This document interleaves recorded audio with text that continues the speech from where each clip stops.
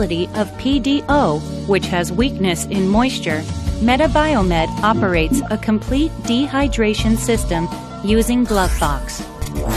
Also, we produce only the top quality products with a thorough sterilization and temperature control system.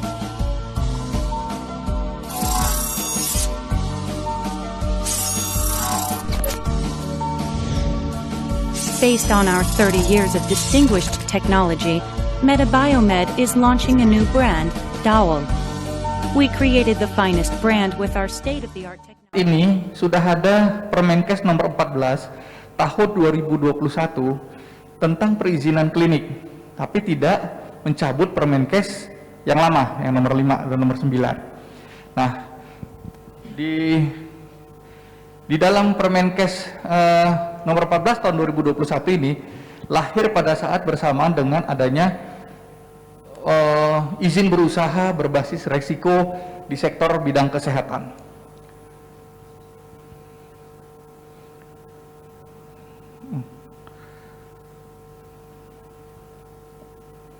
Baik, ini latar belakangnya. Dulu di tahun 2020 itu ada Undang-Undang nomor 11 tahun 2020 tentang Cipta Kerja. Jadi undang-undang ini diciptakan oleh pemerintah untuk membuka peluang usaha bagi masyarakat luas dalam upaya peningkatan upaya usaha. Karena kita tahu 80% dari usaha-usaha saat ini itu berbasis non formal. Dengan adanya Undang-Undang nomor 11 tahun 2020 diharapkan banyak usaha-usaha yang dulunya non formal menjadi formal. Kemudian di 2021 itu peraturan pemerintah nomor 5 2021 tentang penyelenggaraan perizinan berusaha berbasis risiko. Ini dibuat agar regulasi dalam setiap pengurusan izin akan lebih mudah dan lebih singkat, dan pembiayaannya lebih terkontrol untuk menghindari adanya KKN, menghindari adanya korupsi di instansi terkait. Kemudian Peraturan Menteri Kesehatan RI 2014-2021 tentang standar kegiatan usaha dan produk pada penyelenggaraan perizinan berusaha berbasis risiko sektor kesehatan pada tahun 2021 ini banyak sekali yang dibahas, baik tentang obat, perizinan farmasi, obat tradisional, rumah sakit, dan tentunya juga klinik. Pada hari ini saya bicara hanya terkait dengan klinik. Nah, kalau kita baca isi dari Permenkes nomor 14 tahun 2021 itu sebanyak 1.800 lebih halaman, maka teman-teman dokter sekalian tidak perlu repot-repot membaca. Itu kesimpulannya adalah menetapkan standar kegiatan usaha dan produk pada penyelenggaraan perizinan berusaha berbasis risiko kesehatan yang tercantum pada PP nomor 5. Nah, jadi PP nomor 5 juga sudah ada menuangkan hal ini. Kemudian perizinan berusaha berbasis risiko kesehatan ini dilaksanakan melalui sistem perizinan berusaha terintegrasi secara elektronik, yaitu melalui media OSS, ya. Kemudian Menteri mengukur mengenai standar kegiatan usaha standar produk dalam penyelenggaraan perizinan berusaha sektor kesehatan dinyatakan masih berlaku. Jadi yang nomor 14 2021 tidak mencabut PP yang sebelumnya.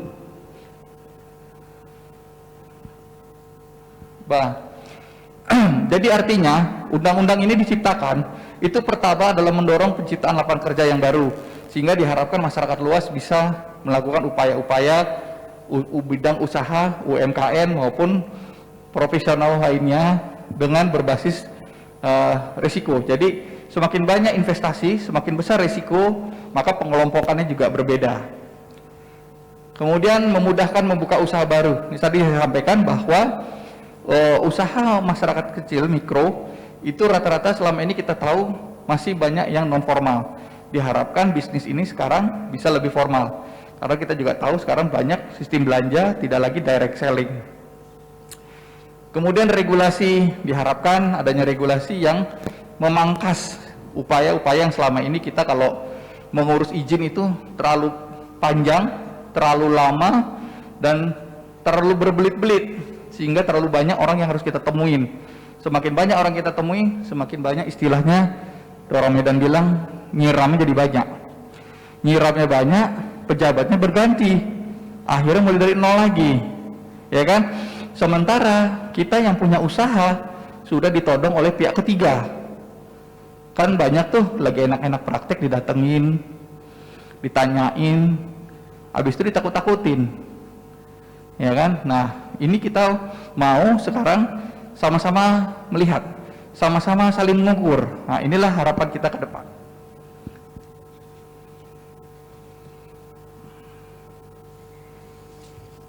Nah, di dalam Undang-Undang Nomor 4 itu terkait dengan undang-undang ini ada 5 pasal dan undang-undang yang melibatkan lahirnya Undang-Undang Pasal Nomor 14 ini.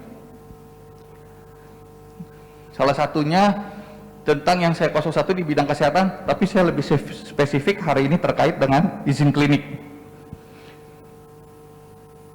Nah, ini sekarang ada istilah KBLI, ya kan? Ini artinya kelompok berusaha, ya kan, luas, ini kelompok berusaha langsung Indonesia. Artinya gini, kenapa ada KBLI 8614 tentang klinik pemerintah, KBLI ini tentang klinik swasta. Jadi sekarang kalau menurut definisi ada 2 jenis. Karena ini KBLI ini menunjukkan berapa besar risiko yang dihadapi, berapa besar investasi yang ditanam, dan sumber dananya dari mana. Itu pengelompokannya. KBLI ini sebagai kode kita saat ngurus OSS untuk dapat lahirnya NIB, nomor induk bisnis itu ya, berusaha. Nah, ruang lingkupnya itu standar ini mengukur kegiatan klinik dalam penyelenggaraan perawatan kesehatan, pengobatan fisik, ya, kami jadikan perawatan rawat jalan, atau ada klinik yang melakukan rawat inap, maupun jadi adanya klinik swasta. Nah, kemudian klinik pelayanan kesehatan yang menyelenggarakan pelayanan kesehatan yang menyediakan layanan medik dasar atau spesialistik secara komprehensif. Jadi artinya ada klinik bersama, klinik dokter spesialis, ada klinik dasar, seperti itu. Nah, kemudian menurut definisinya, klinik adalah fasilitas kesehatan yang menyelenggarakan pelayanan kesehatan yang menyediakan pelayanan medik dasar atau spesialistik secara komprehensif. Jadi artinya klinik itu didirikan dengan persyaratan agar pelayanan bagi masyarakat secara paripurna. Kalau klinik pemerintah punya pemerintah, kalau klinik swasta berarti punyanya swasta. Penggolongan, kalau dari penggolongan usahanya, klinik itu terbagi, ada klinik pratama dan klinik utama, di mana berdasarkan penyelenggaraan itu klinik rawat jalan atau klinik rawat inap. Nah, untuk pemilihan modal dari ke modal terdiri dari 2, ada yang PMDN, ada yang PMA, orang asing berinvestasi di Indonesia. Sekarang sudah mulai ada. Dari penggolongan klinik, seperti dokter-dokter ketahui bahwa klinik itu ada kemampuan pelayanannya, dari kemampuan pelayanan ada klinik pratama, ada klinik utama. Dari penyelenggaraan pelayanan yang bisa diberikan itu ada klinik yang bisa melakukan rawat jalan, ada klinik yang melakukan rawat inap. Rawat inap ini bednya dibatasi, ya dokter Eri ya, dibatasi ya, tidak seperti izin klinik rawat inap pada rumah sakit. Kemudian kepemilikan modal, seperti tadi disampaikan ada PMDN, ada PMA. Badan hukumnya sangat jelas, ya kan. Kemudian dokumen surat keterangan juga harus ada. Ini semua harus dipenuhi oleh sebuah klinik, sehingga ketika didatangi oleh pihak ketiga yang mengatasnamakan satu instansi, maka klinik tidak harus takut. Selama dokter menyelenggarakan pelayanan klinik sesuai dengan aturan hukum ini, dokter jangan mau ditakut-takutin, apalagi dijadiin ATM, ya. Sekarang kita sudah ada perlindungan hukumnya. Kalau klinik modal asing seperti ini, kemudian persyaratan umum yang ada di klinik, saat ini adalah perubahan terjadi apabila perubahan. Artinya, misal dokter beli klinik teman, namanya A, mau diganti jadi nama dokter atau ini, maka perubahan-perubahan ini harus memenuhi persyaratan. Karena track record klinik sebelumnya akan menjadi pertanggungjawaban oleh track record dari penyelenggara pemilik baru kalau tidak ada perubahan. Nah, izin berusaha klinik itu masih berlaku, ya kan? Kemudian jangan nanti surat izin berklinik sudah mati baru membuat penambahan pelayanan. Ini akan berbahaya. Lebih bagus izinnya diperbaiki, dicantumkan jenis pelayanan ditambah, SDM apa yang ditambah, alat apa yang ditambah. Nah, dengan demikian pengajuannya akan merubah nomor izin berusaha yang baru, ya kan, atau perpanjangan. Self assessment klinik meliputi kemampuan pelayanan klinik yang tadinya hanya rawat jalan, kemudian sekarang sudah ke pelayanan estetika. Mungkin tadi sudah disinggung sama Dr. Heriso ini, bagaimana tupoksi dan regulasinya. Waktu sisa 5 menit lagi. Kemampuan pelayanan penunjang medik, kefarmasian dan laboratorium di klinik juga sekarang dipantau. Pemenuhan persyaratan sarana prasarana dan SDM juga harus sesuai dengan kompetensi. Ini sepintas baca.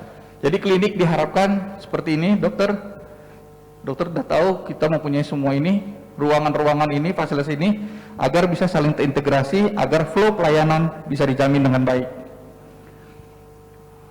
Ini persyaratan khusus harus sesuai SDM dan sarana prasarana yang ada di rumah sakit, dan harus ada pembuangan limbah, ya, harus ada pembuangan limbah, baik limbah sementara B3 ataupun pembuangan limbah cair.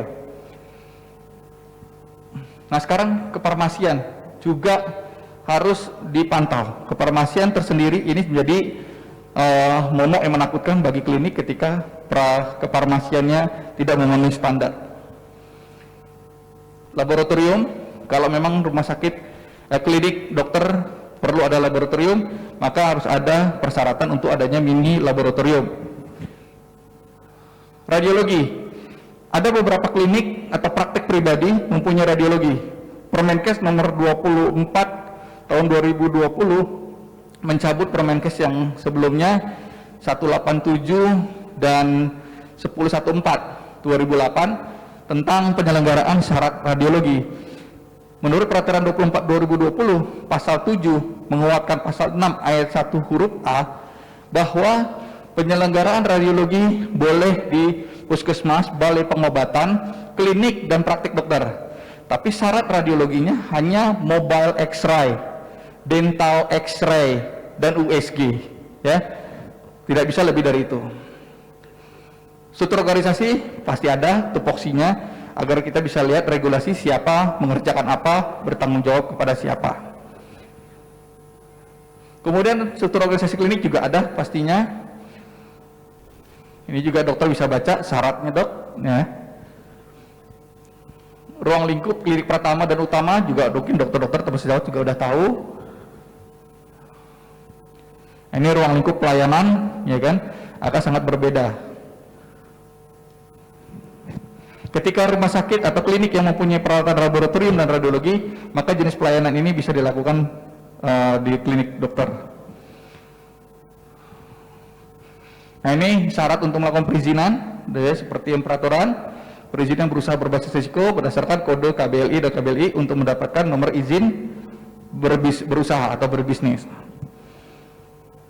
Ini OSS, layang pandang, mungkin dokter bisa baca. Ini saya mau sampaikan. Jadi gini, dok, dari mulai dokter berusaha untuk melakukan perizinan atau perpanjangan izin, maka yang pertama harus memasukkan dulu data OSS untuk mendapatkan NIB. Setelah itu akan dilakukan persyaratan izin apa saja yang kekurangan atau yang harus dipenuhi, dan kemudian ada verifikasi, notifikasi, baru nanti terbit izin operasional klinik dokter. Jadi ketika dokter sudah memenuhi persyaratan dengan lengkap, insya Allah rangkaian ini tidak lama dan pasti tidak melayani. Jadi siapapun nanti pejabatnya, walaupun berganti, sistem ini tetap berjalan. Jadi dokter bisa monitor. Ini pengawasan, nanti dokter bisa ini. Mas, ini slide terakhir nggak bisa dipencet lagi, berarti udah habis. Saya ucapin terima kasih, mohon maaf ketika ada penyampaian yang salah. Sekali lagi mungkin kalau ada yang mau ditanyakan boleh ditanyakan. Terima kasih. Assalamualaikum warahmatullahi wabarakatuh. Lalu pada masalah kelompok yang semakin mendalam. Oke, sebentar. Oke. Bisa.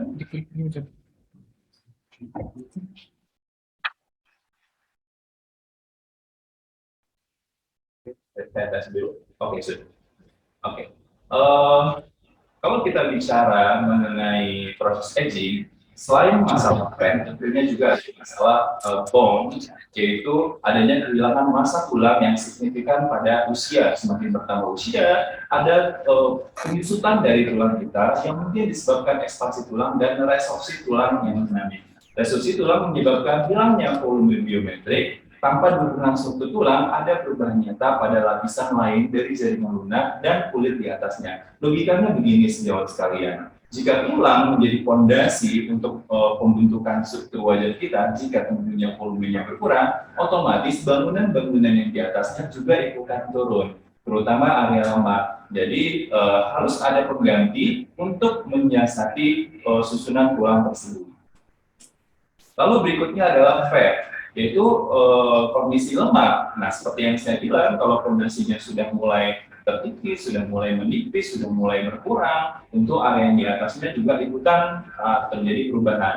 Perubahan lemak berupa redistribusi, akumulasi, dan atrofi menyebabkan perubahan struktur wajah. Nah, area yang berkurang itu biasanya di area dahi, pipi, area yang bertambah biasanya malah di sekitar mulut dan rahang. Jadi yang posisinya tadi sudah bagus di area medial, malah turun ke bawah sehingga terkesan berkumpul di area tersebut.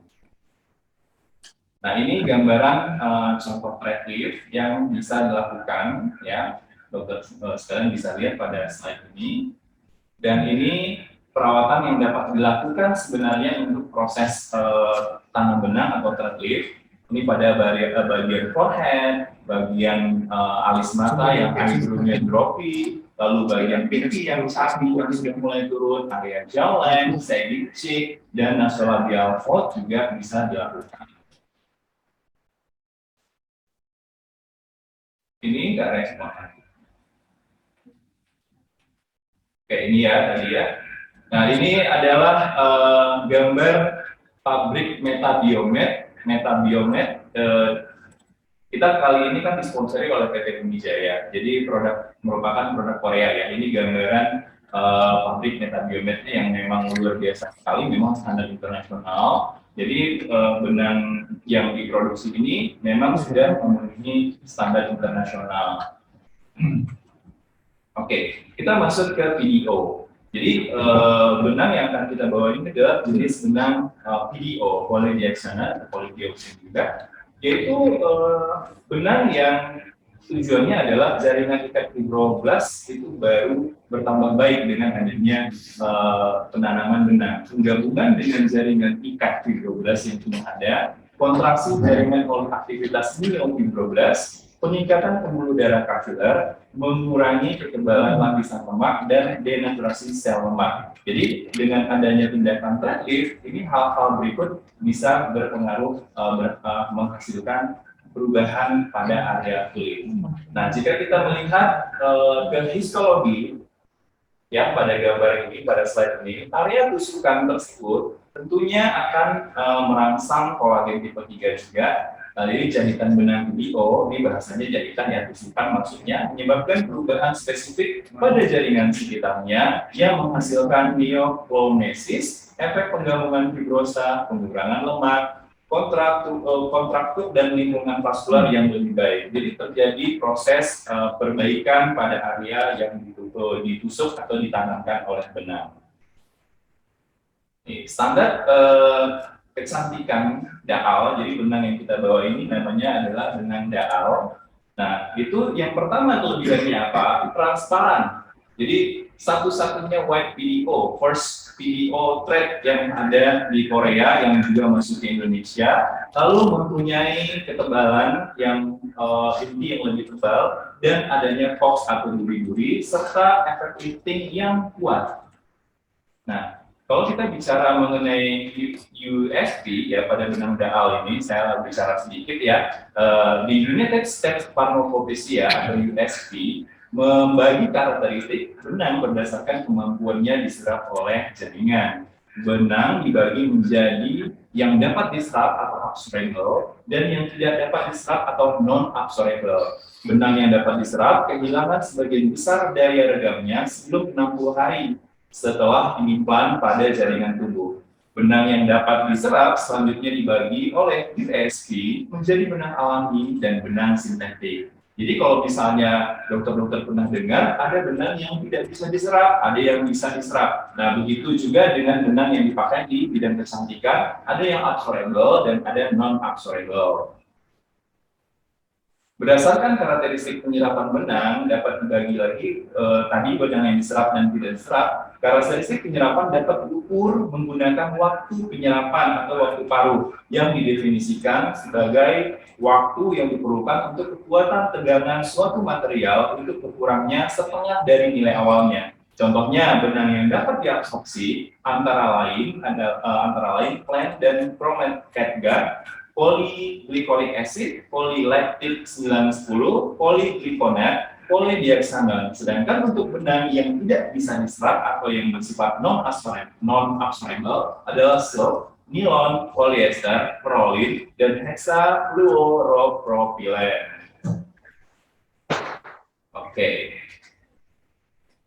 Nah, kita masuk ke benang daal. Jadi saya memperkenalkan ini sebenarnya harusnya Mas Andi sih yang presentasi ini ya untuk jenis-jenis benangnya. Nah, tapi karena di slide saya juga ada, jadi saya jelaskan sedikit. Siapa tahu ada kurang, boleh nanti tanya-tanya langsung ke PT Unijaya dengan Mas Andinya yang memang sudah hafal banget mengenai produk-produknya daal. Nah, daal sendiri the first and only white PDO ya, the first and only white PDO dari Korea, transparan dan tidak berwarna. Jadi kelebihannya apa kalau transparan? Untuk orang-orang yang kulitnya tipis, tentunya kalau benang transparan tidak memunculkan warna. Beda dengan benang PDO yang umumnya sejauh sekalian yang kita kenal itu pasti rata-rata warnanya biru. Nah, kalau misalnya kulitnya tipis tuh ada bayangan-bayangan di bawah kulitnya. Kalau misalnya dokter juga salah posisi. Nah, salah posisi maksudnya gimana? Kadang superficial sekali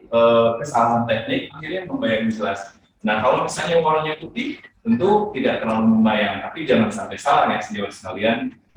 Memang harus tepat dalam pemasangannya. Nanti saya akan presentasikan juga ada video cara pemasangan benang yang mungkin menarik buat sejawat saksikan. Lalu 100% set biocompatible.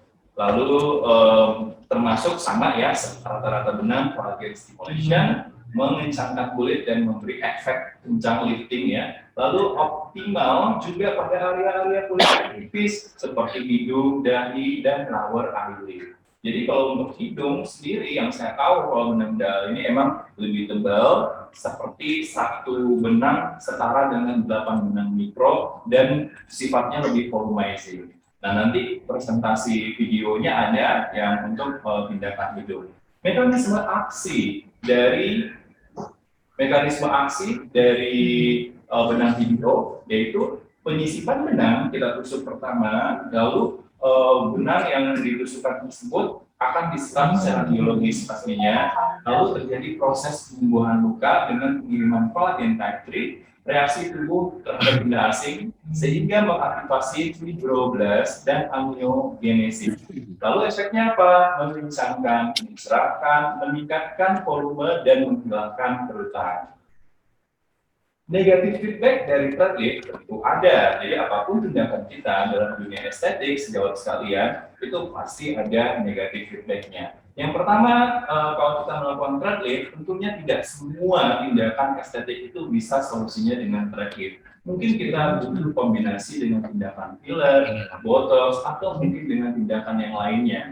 Nah, apa aja sih kekurangannya? Biasanya sih efeknya terbatas ya. Ya kalau untuk pengangkatan, pengencangan, oke, kita bisa bantu dengan thread lift. Lalu tidak bertahan selama-lamanya. Ya, pasti ada masanya, sekitar 6 bulan sampai 24 bulan. Lalu apalagi bisa jadi dalam tindakan ini muncul yang namanya bruising dan swelling, namanya juga ditusuk. Jadi dokter harus memahami area-area yang beresiko untuk terjadinya swelling. Lalu kemungkinan terjadinya skin dimpling, ini banyak sekali kasus yang saya temukan kalau misalnya saya lagi lagi ini. dimpling karena apa? Mungkin terlalu superficial atau mungkin kulit pasien terlalu tipis atau tidak mengenali jenis kulit pasien dengan baik. Atau mungkin overtarikan juga bisa. Lalu sulit berbicara atau tidak nyaman untuk bicara after tindakan, itu bisa saja terjadi. Kenapa? Karena tarikan benang ini cukup kuat. Oke, jenis-jenis thread lift. Jenis thread lift sendiri ada yang bentuknya barb atau yang berduri, ada yang non-barb. Jadi ada benang yang polos saja, ada yang berduri. Berdasarkan arah direction thread-nya, ada yang single, satu jarum, dan ada yang double anchoring, yaitu 2 jarum yang kita kenal juga sebagai benang double arm atau double needle. Beberapa perusahaan macam ini kok kayak gini gambarnya nggak kelihatan. Nah, itu dari segi barbnya dan anchoringnya. Kedua adalah jenis-jenis thread lift-nya berdasarkan tipe jarum, ada yang spatula, ada yang kanula. Berdasarkan bahannya yang umum ya, yang registrasi di Indonesia itu ada PDO, polyurethane, PLA yang ada lactic acid-nya, lalu ada PCL atau polyurethane. Nah, yang mana yang Anda suka ya balik lagi kepada sejawat sekalian. Mungkin yang sudah berpengalaman mencoba dari ketiganya bisa membandingkannya, boleh diskusi nanti di kolom diskusi. Dan kita masuk spesifikasinya dari benang-benang yang ada. Yaitu yang pertama adalah premium molding. Spesifikasinya intinya lebih tebal, lalu terdiri dari duri-duri yang 2 sisi dan durinya. Tapi kok gambarnya nggak kelihatan? Dipres dengan proses yang non-fitting proses ya. Terus juga efeknya itu bagus sekali untuk lifting cheek, untuk pipi. Kalau mau misalnya mengangkat pipi itu bagus sekali. Lalu nasolabial lines juga bisa dikoreksi dengan ini, serta marionette fold.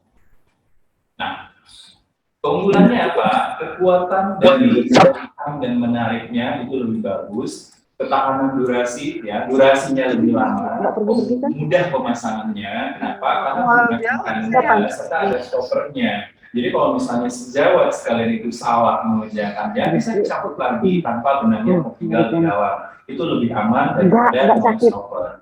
Lalu bisa mengurangi efek samping. Kenapa? Karena ada si stopper tadi. Ya, mengurangi dimple terutama yang sering terjadi.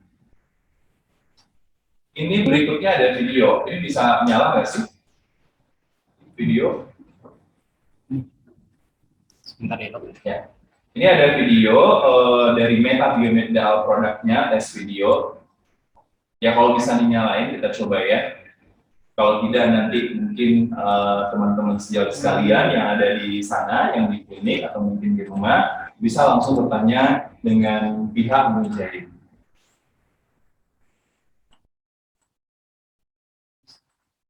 Ya? Oke, sudah, nggak apa-apa. Bisa. Bisa? Oke, ini dia.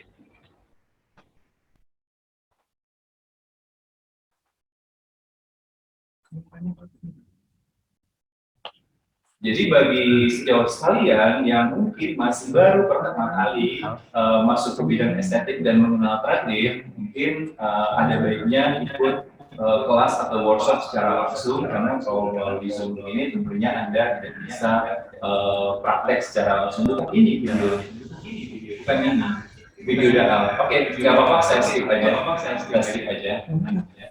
apa-apa, saya skip aja. Balik lagi ke sana, ke slide yang tadi. Oke, saya lanjut ya. Ini belum respon. Oke. Ya, jadi dalam premium molding ini, sejauh sekalian bisa lihat pada slide ini, itu lihat ya ada stopper di pangkal jarum yang warna putih ini. saat benang masuk ke dalam, sejawat bisa cabut stoppernya, baru benangnya bisa tinggal di dalam. Tapi saat stopper tidak ada, maka benang tidak akan keluar, sehingga ini mungkin akan menjadikan pekerjaan Anda lebih aman. Andai kata salah, bisa disebut kembali. Lalu tentunya mengurangi efek samping seperti timbal atau salah placement. Bisa jadi mungkin bagian pertama nominal terakhir, layernya salah, masih bisa cabut dan perawatannya lebih aman. Nah, ini jenis-jenis premium moldingnya ada yang tipe C, ada Z, ada K. Nah, kalau dilihat di sebelah kanan, Anda bisa lihat bentuk gridinya atau durinya itu berbeda dari tipe C, Z, dan E. Oke, ini adalah jenis yang video barb yang emboss. Ya, bentuknya seperti ini. Saat menjelaskan prosedur penarikan menggunakan benang, pada awalnya prosedur dijelaskan hanya dengan konsep menarik jaringan. Jadi pada awalnya konsepnya menarik jaringan dengan menggantung atau memasukkan benang tanpa syarat apapun. Namun, semakin ke sini, mekanisme efek pengangkatan sebagian besar dapat dibagi menjadi dua jenis sesuai dengan bentuk dan tujuan proyeksi pada benang.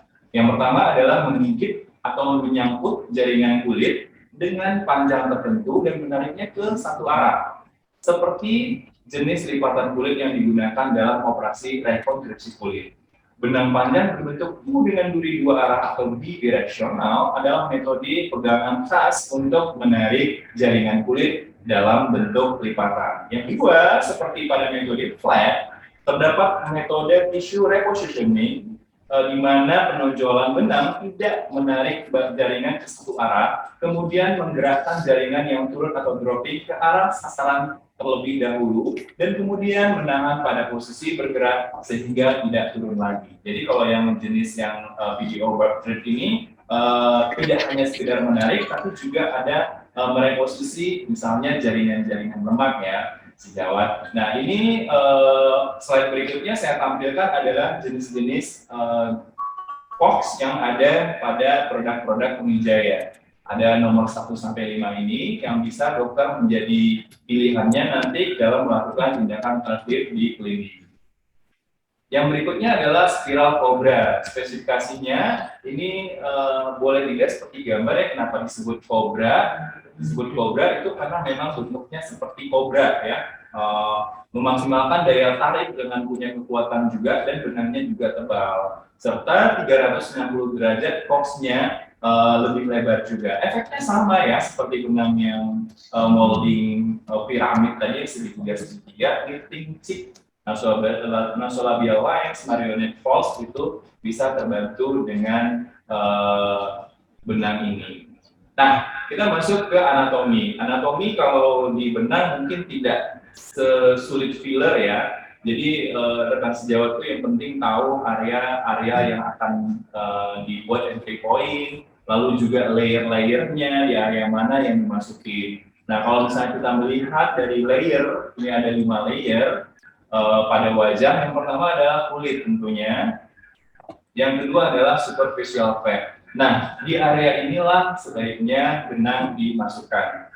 Jadi jangan terlalu superficial atau di permukaan kulit juga. Kenapa? Karena benangnya akan berefek. Di layer ketiga itu ada smash, lalu di layer keempat deep fat, dan terakhir adalah deep fascia. Yang kita harapkan untuk pekerjaan kita adalah di subdermal, terutama yang superficial fat. Ini adalah bentuk kanula yang ada. Yang pertama adalah tipe L, pada gambar ini sejauh bisa lihat ya. Lalu ada yang full blood itu benar-benar tumpul, dan ada yang semi-semi tajam yang tipe ini, yang tipe A. Nah, kalau ini bukan dari saya ya, tapi memang dari slide-nya Dr. Bai Korea. Jadi beliau itu membuat vertical vector baseline untuk entry point-nya penanaman benang.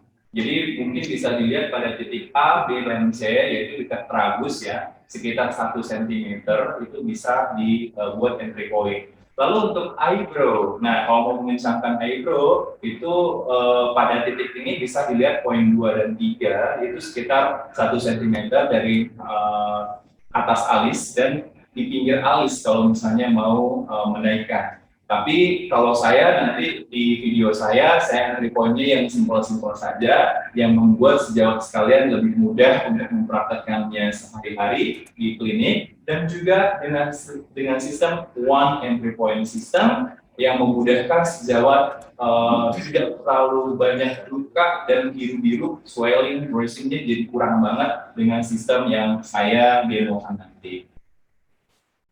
Nah, ini juga yang mid lower facelifting dari Dr. Baik, bisa dilihat ya titik-titiknya. Kalau misalnya juga mau screen capture juga bisa ya. Oke, saya lanjutkan. Yang benang berikutnya adalah double arm. Double arm atau double needle yaitu merupakan benang dan luka teknologi yang sifatnya maksimum pulling force, jadi kuat banget pengangkatannya. Lalu juga 360 derajat duri-durinya. Lalu boxnya lebih tahan lama. Jarumnya itu ada yang double needle, blunt, atau sharp. Tapi kebanyakan sih memakai sharp. Kenapa? Karena kita butuh menembuskan jarum ini agar kita dapat ke titik yang kita mau. Nah, indikasinya biasanya dipakai untuk double chin, lalu lifting cheek, reducing nasolabial line, dan marionette fold. Lalu juga pada toxic eyes juga sering dipakai, dan eyebrow lifting. Ya, ini pada slide ini kelihatan terlihat keunggulan dari double arm needle-nya, fixing point-nya lebih kuat, lokasi lebih fleksibel, ya, seperti yang saya jelaskan tadi juga pulling force dan direction clamp-nya lebih baik, lalu pulling strength-nya excellent banget, dan bisa dilihat tipe-tipenya di sini ada 21 gauge, yang ada blunt, ada spatula, dengan panjangnya mulai 110 mm pada needle-nya, sehingga sampai 160 mm, dan benangnya mulai dari 300 mm sampai 480 mm. Ini biasanya, ini contoh yang di slide ini adalah yang kasus double chin, ya. Nah, entry point-nya di bagian tengah, lalu sampai ke pinggir.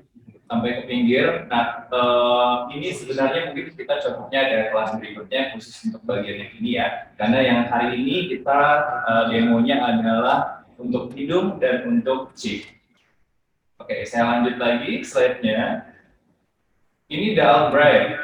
Dial braid ini dipakai indikasinya untuk nasal braid, volumella, nasolabial, lip wrinkle. Nah, tujuannya apa?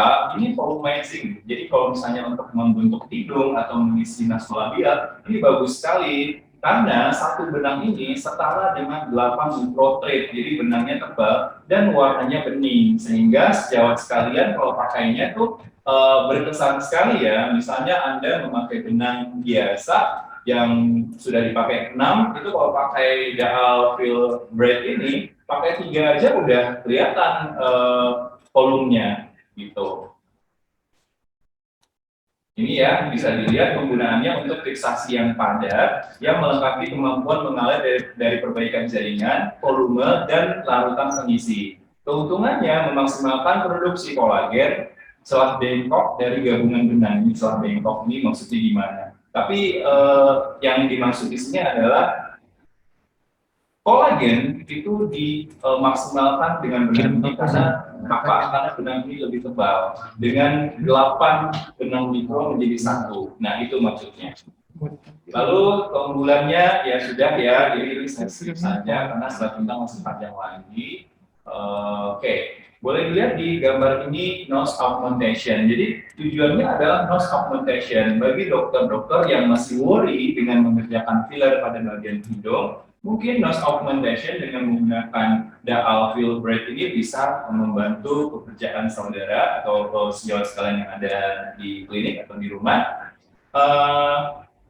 Cukup signifikan karena benangnya tebal dan lihat. Ini kalau saya sih dengan teknik pemasangan seperti ini, saya tidak seperti ini, tapi saya masukin dari daerah volumella pada daerah triangle. Nanti sejawat juga bisa lihat dari video yang akan saya tunjukkan, tapi ini adalah slide dari Dr. Baik Korea yang mereka juga memasukkan dari atas. Tapi is about art ya. Jadi silahkan sejawat sekalian caranya seperti apa, yang penting sejawat tidak menyalahi aturan anatomi, lalu juga mengenal produk dengan baik, dan teknik itu terserah seperti apa saja, intinya tidak salah dari segi anatominya. Jadi tidak ada yang bilang, wah ini salah, yang benar seperti itu. Ya, kita tidak bisa juga membuat pernyataan seperti itu, karena ilmu kedokteran ini, ilmu estetik ini sifatnya luas, dan tentunya seni setiap orang dan setiap dokter berbeda-beda. Oke, ini ada gambaran mengenai nasolabial fold augmentation. Nah, augmentation dari nasolabial fold bisa dibuat juga dengan benang ini. Karena apa? Karena benangnya tebal. Tapi tentunya lihat kedalaman nasolabial fold-nya, semakin dalam tentunya membutuhkan benang yang sedikit banyak. Pada gambar ini dengan bantuan benang Daalfil kelihatan dari gambar hasil yang luar biasa. Nah, ini teknik pemasangannya. Ya. Oke, kita selanjutnya masuk ke benang BDO. Nah, benang BDO sudah banyak digunakan di dalam dunia bedah ya, pada tubuh manusia sebagai jenis biokompatibilitas yang dapat terurai secara hayati. Jadi yang bisa diabsorpsi. BDO adalah bahan aman yang hampir tidak memiliki efek samping dan alergi karena penyerapannya baik sekali ke tubuh. Nah, metabolismenya seperti ini, ya. Kayak saya lanjut aja karena slide ini cukup panjang. Oke, ya. Pertama dehidrasi, lalu depolimerisasi, fragmentasi, diabsorpsi, lalu dieliminasi. Nah, kurang lebih metabolismenya seperti itu. Nah, tadi ini slide ini juga sudah saya tampilkan. Sistemnya adalah benang dimasukkan lalu diserap secara biologis, proses penyembuhan luka, ada reaksi tubuh terhadap benda asing, dikirimnya kolagen tipe 3, aktivasi fibroblast dan amniogenesis, lalu efeknya kencang, serang, meningkatkan volume dan menghilangkan kerutan.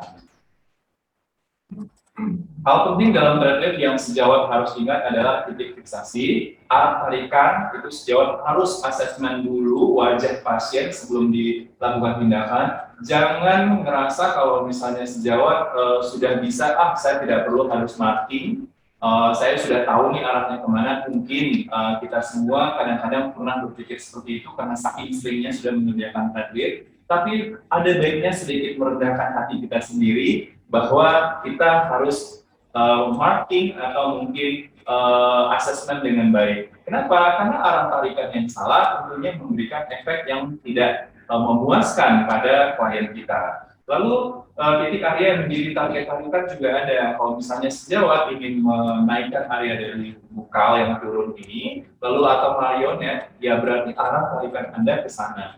Dan posisi itu penting sekali. Saat ada asesmen, tentunya posisi klien kita duduk, jangan posisinya lagi tidur. Nah, karena itu akan berbeda dari segi gravitasi. Nah, saat Anda sudah membuat tarikan-tarikan dari wajah pasien dengan marking, tentunya dengan bantuan pensil, terserah seperti apa, tapi saat tiduran, tentunya posisi itu akan berubah sejauh sekalian. Jadi kalau posisi itu berubah, tentunya tidak bisa kita mereka tanpa adanya perkiraan atau asesmen di awal. Oke, semoga paham ya yang saya maksud. Maksud saya adalah bagus Anda gambar dulu sebelum melakukan pekerjaan. Itu kata-kata yang bagus.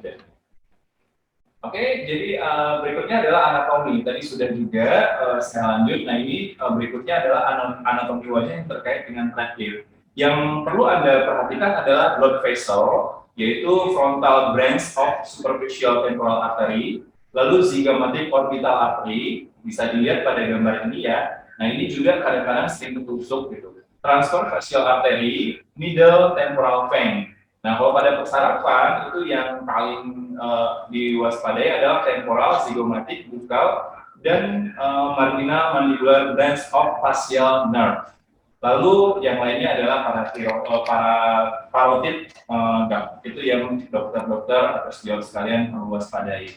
Nah, kalau untuk lemak, ini fat compartment ini sebenarnya nggak terlalu sulit sih, dan tidak semuanya juga kita mau geser-geser pakai benang, karena paling yang tergeser juga sedikit dari pengalaman saya ya.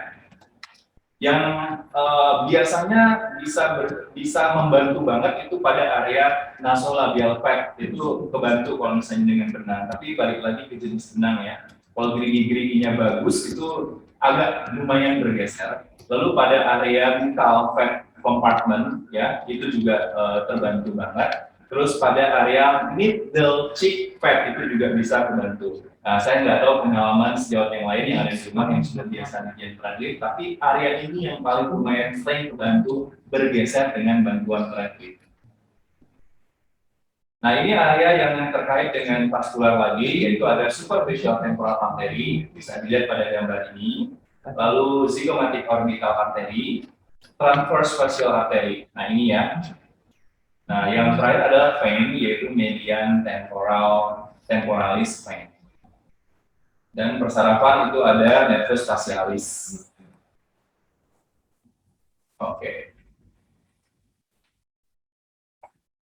Cara mengurangi efek samping dalam melakukan tindakan threadlift agar tidak terjadi trauma pembuluh darah dan persarafan. Yang pertama, kita sebaiknya menggunakan jarum kanula. Kalau bisa sih sebulan mungkin itu tentunya akan mengurangi efek samping persobekan dari pembuluh darah. Lalu penggunaan teknik pitching. Jadi pitching ini relatif ya, boleh ya balik lagi enaknya gimana. Tapi pitching itu membantu mengurangi efek samping. Nah, dapat dilihat dari gambar ini dengan teknik pitching itu fascia superficial ikut terangkat sehingga memudahkan Anda untuk memasukkan benang atau kanula lebih tepatnya. Titik fiksasi, vektor, dan garis panduan ini bisa dilihat ya, titik-titik ini, titiknya pada area zigomatik, nah, pada area zigomatik ya, terus bisa juga pada area dekat tragus. Tapi kalau pada gambar ini yang dikasih lihat itu adalah gambar dekat zigomatik ligament.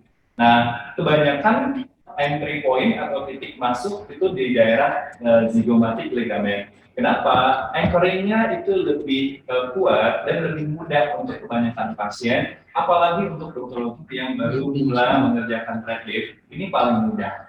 Jadi nanti pada gambar video yang akan saya tampilkan juga mana yang paling mudah untuk sejauh sekalian kerjakan.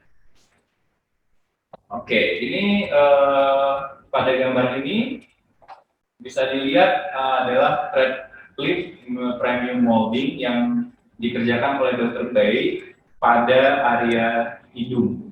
Ya, boleh dilihat ya pada area hidung. Nah, sekarang lihat yang saya kerjakan. Oke, terima kasih. Sekarang saya akan masuk ke video demo tadi yang dikerjakan oleh Dr. Bay, sekarang yang dikerjakan oleh Dr. Aldo.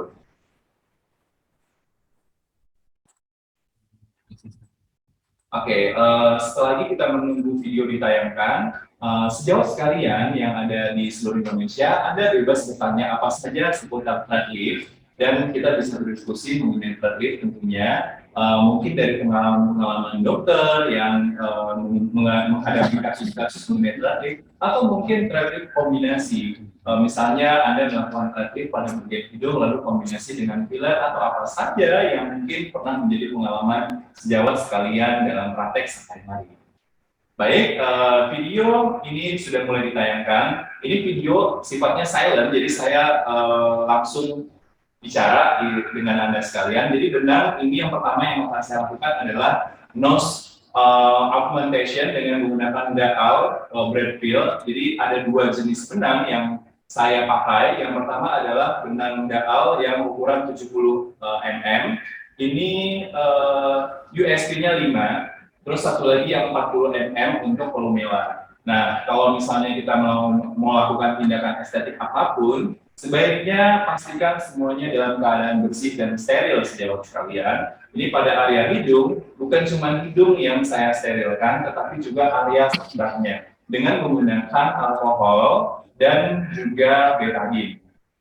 Nah, pada pasien ini, saya akan melakukan entry point dengan jarum nomor 18. Tetapi tentunya saya tidak akan melakukan tindakan menusuk. Jadi buat sejauh sekalian, tolong jangan tusuk dengan jarum 18 pada entry point, yaitu pada daerah triangle dekat volumela. Tujuannya apa? Supaya daerahnya nggak muncrat begitu sejawat. Jadi Anda bisa melakukan tindakan menyobek sedikit saja dengan ujung jarum nomor 18. Nah, lalu batasi area maksimal paling atas yang akan Anda masukkan kanula. Jadi kalau saya suka membatasi pertemuan antara medial canthus dengan medial canthus, sudut mata dalam, itu kalau bisa maksimal di sana saja agar benang tidak sampai ke atas melebihi area tersebut. Nah, untuk area entry point, sejauh sekarang bisa lihat pada video ini, saya membuat entry point pada area di atas kolumella pada daerah triangle. Silakan buat segitiga pas di tengahnya, Anda bisa lakukan sedikit tindakan menyobek dengan menggunakan jarum 18. Sekali lagi, sejawat tolong jangan ditusuk karena itu isinya pembuluh darah semua, otomatis darahnya akan muncrat. Nah, bisa dilihat ya, saya menyobek. Saya hanya menyobek sedikit, ini darah juga agak keluar, boleh dilihat, ini buktinya kalau saya menyobek. Lalu, langkah selanjutnya kita melakukan tindakan anestesi. Anestesi yang kita pakai boleh pakai kain kalau memang mau bagus ya, ada proses vakukompresi pembuluh darah. Lalu boleh juga kalau nggak ada pakai lidocaine. Nah, kali ini saya menggunakan PH kain dan tidak usah banyak-banyak, saya hanya masukin sekitar 0,1 saja untuk di bagian batang hidung. Tujuannya apa? Untuk mengurangi rasa nyeri saja. Kalau misalnya sejawat sekalian memasukkan anestesi terlalu banyak, tentunya nantinya akan ada efek bias yang seolah-olah hidung klien Anda itu mancung dikarenakan hanya cairan anestesi. Itu perlu diperhatikan ya sejawat sekalian. Nah, ini proses anestesi, saya menggunakan kanula nomor 25. Ya, kanula nomor 25, tidak banyak-banyak, sekali lagi hanya untuk mengurangi efek nyeri. Oke, dan proses anestesi sudah selesai pada bagian batang hidung. Lalu berikutnya adalah saya memasukkan anestesi ke bagian kolumella karena saya akan melakukan tusukan juga kanula benang ke bagian kolumella untuk efek nose up sehingga hidung kelihatan lebih terangkat dan lebih segitiga. Ini prosesnya sebentar saja, tidak terlalu sulit. Bagi sejawat yang pemula, mungkin nanti boleh belajar secara langsung, bisa minta atau request mungkin ke Unijaya ya, dilakukan offline workshop. Kalau pakai Zoom, mungkin saat ini Anda bisa melihat dari video terlebih dahulu.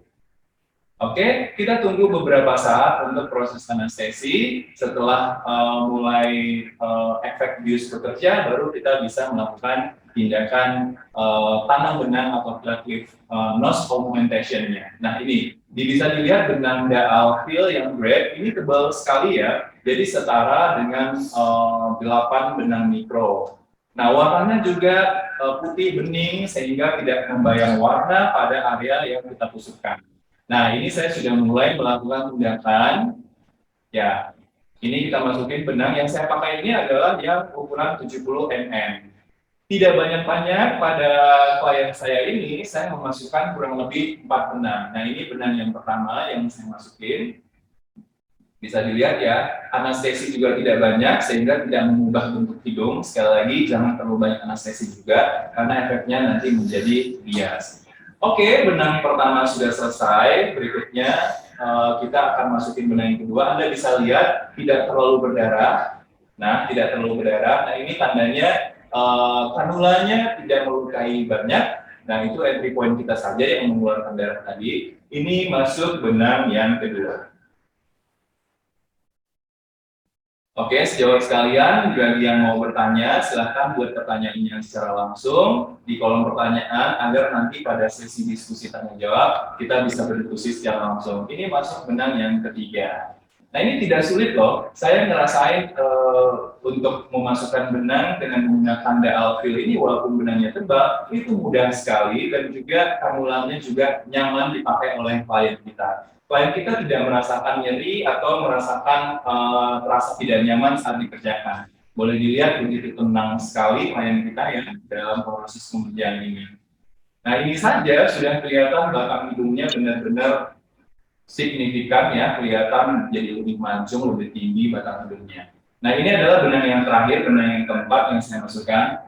Ya, so easy dan minimal banget jumlah benang dengan hasil yang bisa terlihat. Mungkin pada benang yang lain dengan 4 benang ini sama seperti 8 benang pada benang yang lain, tetapi dengan menggunakan Dahl Filbert nose augmentation itu hanya dengan 4 benang setara seperti jumlah benang banyak pada brand lain. Oke, bisa dilihat hidungnya menjadi lebih mancung, lebih tinggi, dan berikutnya saya akan memasukkan benang pada area volumella untuk tujuan nose up agar triangle areanya kelihatan menjadi lebih proporsional ya. Karena bagian batang sudah kita tinggikan, lucu aja kalau misalnya bagian bawah itu tidak kelihatan tinggi. Nah ini juga saya tidak merasa kesulitan dalam memasukkannya, mudah sekali, hati-hati dokter sekalian. Kasus-kasus dengan benang pada area volumella itu banyak sekali ya, sering benang yang keluar. Kenapa? Karena ukurannya tidak sesuai. Tapi pada Dahl Braid yang nose augmentation ini ada ukuran 4,0 mm, sehingga terlipat dua itu panjangnya sekitar 2 mm saja, sehingga lebih aman buat sejawat sekalian dari resiko benang yang keluar. Nah, bisa dilihat ini hidungnya benar-benar terangkat dan kelihatan wow, keren banget dan kelihatan mancung banget ya. Nah, setelah pengerjaan, Anda boleh memeriksa ke bagian dalam sekitar gusi atau bibir. Apakah ada benang yang keluar? Nah, ini before after-nya bisa dilihat ya. Nah, ini signifikan sekali. Volumizing-nya kelihatan, augmentation-nya kelihatan. Ini before-nya dari klien kita, dan ini after-nya untuk tampak depan. Ya, kelihatan sekali perbedaan. Ini dari bagian bawah. Nah, ini before-nya dan ini after-nya. So amazing. Ya, bisa dilihat perbedaannya. Dan ini video untuk perbandingannya, ini before-nya. Ya, sejauh bisa lihat. Dan bisa dilihat perbedaan after-nya. Hidungnya menjadi lebih tegas, lebih mancung, dan tentunya klien kita puas dan kelihatan lebih cantik.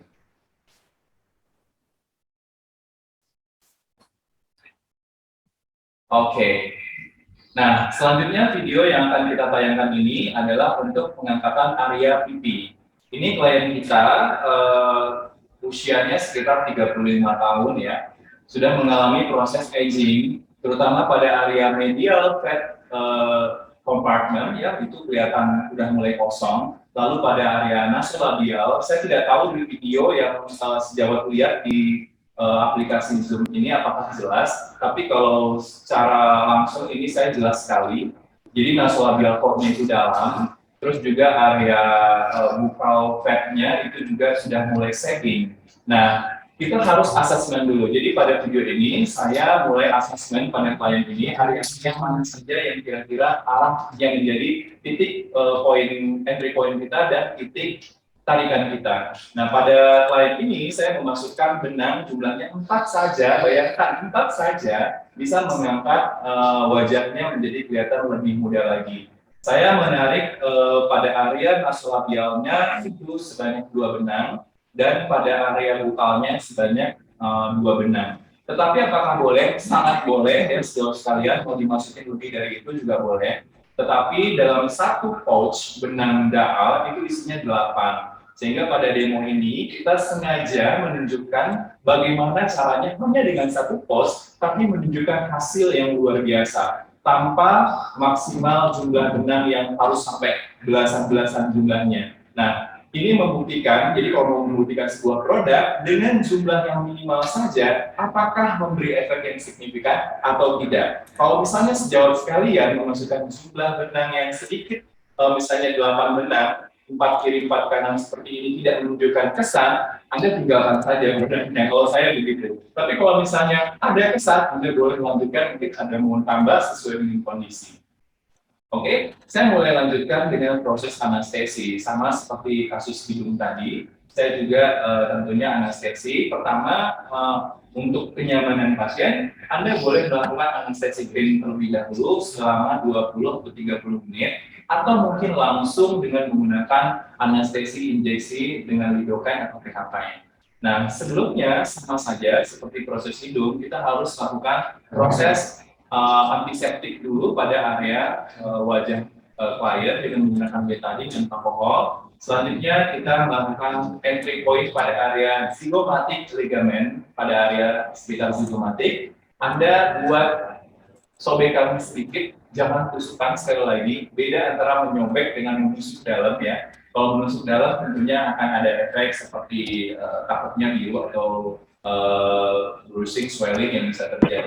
Tapi dengan sobekan sedikit, kanula kita tetap bisa masuk karena jarum yang dipakai adalah jarum nomor 18. Oke, pada gambar ini saya mulai melakukan proses anestesi. Saya menggunakan kurang lebih 3 cc pada satu sisi, 3 cc pada satu sisi, tetapi saya campur dengan NaCl ya. Tidak semuanya ini lidocaine, tapi saya campur 1:1 NaCl dengan lidocaine. Nah, ini saya masukin dengan teknik fanning dengan menggunakan kanula nomor 25. Dan ini saya langsung melakukan proses pengerjaan benangnya. Agak-agak lambat sedikit ya dengan kita kayak ini. Semoga sejauh sekalian bisa melihat ini dengan jelas. Nah, ini sudah masuk benang yang pertama. Nah, teknik penggentian benang sejauh harus perhatikan, jangan langsung digunting begitu saja, tapi digeser sedikit sekitar setengah senti ke dalam. Tujuannya apa? Supaya tidak memberi efek samping seperti benang keluar atau tonjolan bekas tusukan kita karena ada benang yang mendorong keluar. Nah, ini masuk benang yang kedua. Ya, sama, boleh dilihat ya tekniknya. Dan untuk Anda yang di rumah, boleh juga di-pitching terlebih dahulu. Ini karena saya merasa mudah sekali mengaplikasikannya, saya tidak pitching juga bisa gitu. Tapi kalau mau dikerjakan di praktek, ada baiknya pitching, tubit dulu. Nah, ini memang mudah sekali ya pada klien ini. Ya, jadi tidak semua klien semudah ini. Ada juga yang kadang-kadang keras untuk dimasukin kanula, karena kanula kita gelar ya. Nah, itu Anda harus cubit dulu. Nah, setelah dimasukkan, silakan sebelum mencabut kanula, itu dibuka dulu stoppernya dan ditekan pada bagian ujung yang menjadi target akhir kita, lalu dimasaj ke atas sedikit. Jadi jangan cuma sekedar dicabut lalu dipotong, tapi ada sedikit masaj ke atas, tapi jangan terlalu kuat ya sejauh. Iya. Nah, seperti pada video ini. Ya, ini ya. Ini pengerjaannya mudah sekali dan tidak menyebabkan bengkak dan biru-biru, bisa dilihat. Nah, ini kiri dan kanan perbedaannya. Ya, bisa dilihat ini, aduh ini video macet-macet lagi. Dan entry point-nya saya hanya menggunakan satu titik pada area zygomatic. Lihat ya, sehingga minimal sekali bekas luka. Dan pada bagian kanan sudah kita lakukan tindakan thread lift-nya dengan menggunakan molding thread dari daal. Dan bagian kiri belum kita kerjakan. Ya, ini agak sedikit macet. Saya mau bagian ini mohon agak diulang karena ini untuk menentukan perbedaan kiri dan kanan. Karena ini bagus sekali videonya.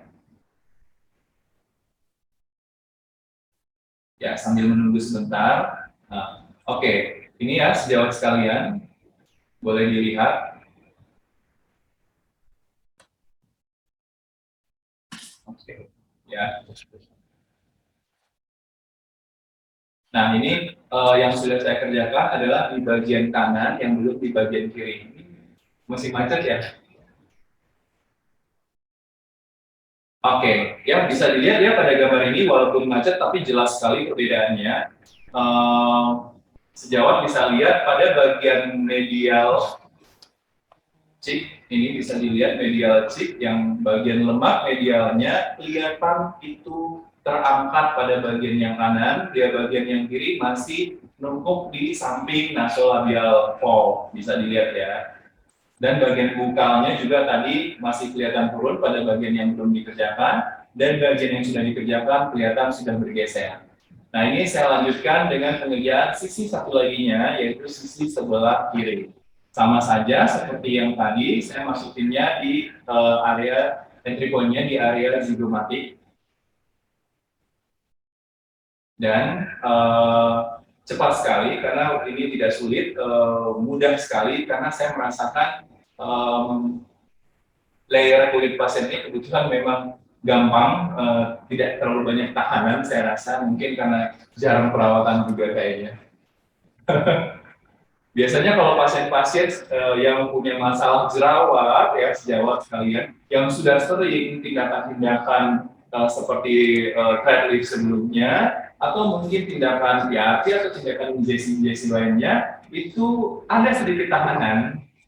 Nah, pada klien ini tidak ada tahanan sama sekali, sehingga saya merasa mudah saja memasukinya. Iya. Oke, ini sudah masuk dua benang, dan pasien ini hasilnya. Ini before video ya, bisa dilihat, wow, turun sekali mukanya dan kelihatan lebih tua ya, dari usianya 35 tahun. Nah, ini afternya, oh, kelihatan so pretty, bisa dilihat ya. Nah, efek anestesi kalau dengan menggunakan teknik saya tadi itu bilangnya kurang lebih sekitar 4 jam. Nah, ini before-nya bisa dilihat dan ini after-nya. Wow. Ya, bisa dilihat ya perbedaannya. Jadi benang molding itu memang pengaruh banget, walaupun cuma 4 benang kiri dan kanan, tapi saya bisa merasakan perbedaan yang signifikan pada klien saya ini. Oke, sudah selesai Dr. Putri. Keren banget ya. Keren banget. Langsung before afternya dari Dr. Aldo tadi dan juga dari benang yang diproduksi oleh PT Wijaya Pratama. So the resultnya so real ya teman-teman sejawat sekalian, bagus banget. Jadi memang prinsipnya sama ya, dari mulai presentasi Dr. Wijaya, Dr. Aldo. First itu adalah don't do harm ya teman-teman. Zona aman yang tadi kita bahas harus benar-benar kita keep banget supaya kita bisa nyaman dan tentram ketika prakteknya. Nah mungkin sesekali jawab boleh kita mulai. Panitia sudah ada pertanyaan yang dipilih. Tampilannya ditampilkan. Nanti banyak banget ya pertanyaan. tampilannya ditampilkan. Nanti Dr. Putri yang pilih. Pertanyaannya banyak banget dan semuanya bagus-bagus. Tapi karena juga ini ya waktu dan segala macam, saya akan pilih pertanyaan yang mencakup luas jawabannya.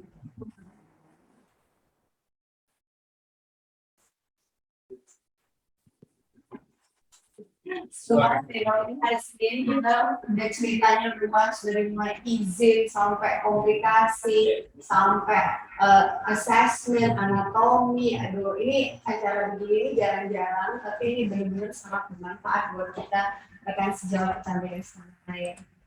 Ya, Dr. Aldo ya, dikemas secara podcast seperti ini, kita pun juga happy, dan saya yakin pasti peserta kita pada hari ini setanah air semua pasti ngerasa manfaatnya ya dokter semua ya. Ya, yang bertanya, pertanyaannya ada? Oh, lagi dirangkum. Oke. Jangan segan-segan untuk bertanya, atau mungkin sharing experience saja. Siapa tahu di dalam forum ini ada yang lebih berpengalaman dari saya, mungkin bisa memberi seperti experience-nya, good experience-nya dengan menggunakan thread lift dalam praktek sehari-hari, atau mungkin bagi yang pemula yang masih merasa worry, merasa takut dengan tindakan thread lift, don't worry, karena benang ini sifatnya obstacle sejawat, jadi tidak usah khawatir karena akan diserap oleh tubuh kita. Dr. Putri sendiri ini juga sering melakukan thread lift ya Dr. Putri ya? Benar-benar kalau buat saya di praktek modalitas kita yang simple tapi dengan hasil yang spektakuler. Jadi memang kayak Dr. Ali bilang tadi, assessment is the key untuk sekalian. Kita harus pastikan, kita harus sabar, kita nggak boleh cuma tunjuk-tunjuk karena udah biasa mungkin ya dok, kita mau pasiennya cepat dan banyak yang dikerjakan, kita jadi lupain aspek-aspek safety tadi, tapi tidak memang harus dipegang ya dok ya, tidur dulu. Karena itu akan menyamankan kita after terapi di sini. Yes. Dan kita juga tidak boleh ego. Jadi ego yang dimaksud adalah terpatok dengan satu treatment saja. Jadi misalnya dokter sangat suka dengan laser. Jadi apa-apa semuanya laser saja. Atau mungkin dokter sangat fanatik dengan tindakan dermafiller. Jadi apapun termasuk untuk lifting, menaikkan wajah, semuanya pakai filler. Ya, treatment kombinasi adalah yang terbaik. Kenapa? Karena tidak semuanya bisa dengan satu solusi saja.